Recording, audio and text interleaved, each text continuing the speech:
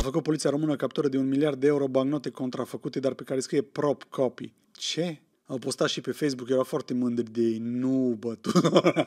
Păi lumea zice că, bă, dar de ce ai atâtea bancuri cu polițiști, glume și astea? Aproape 1 miliard de euro în bancnote contrafăcute. Cum p***nea să fie contrafăcute dacă sunt prop money? Cum sunt contrafăcute dacă sunt recuzite de film? Eu nu-mi revin, bă. Lumea o scris, efectiv scrie pe ele că sunt de recuzită, nu e nimic contrafăcut. Cea mai penibilă acțiune din istoria poliției române.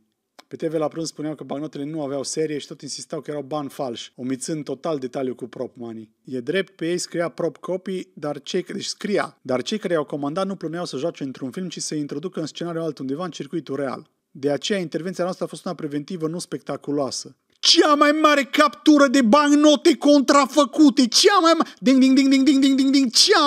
mare captură! Pentru a evita ca unele persoane să devină victime, așa cum s-a întâmplat în alte cazuri. Deci poliția română îmi atestă faptul că merge să prostești oameni cu bani de folosit în filme.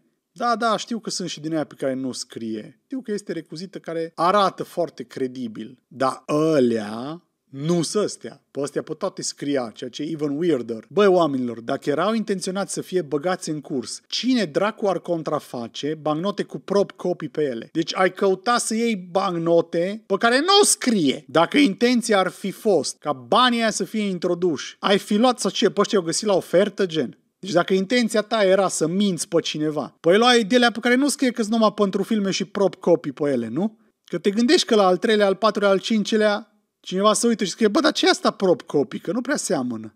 Aia fără marcaj sunt mai scumpi. Asta am vrut să zic.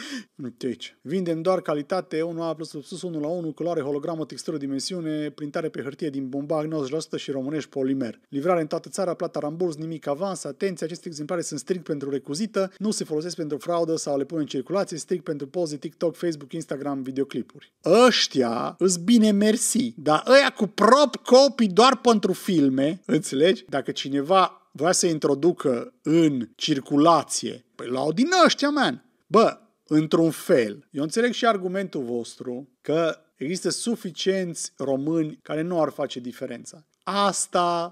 Asta pot să cred. Dar nu știu, man, it's like... Păi și doamna care vinde hârtie igienică cu $1 pe ea ce pățește? Bă, nu știu, dar e interesant de văzut cum se duce cazul ăsta, că nu înțeleg cum demonstrezi că ea n-aveau intenția să facă film sau clip sau să arunce ei cu bani în sus de revelion.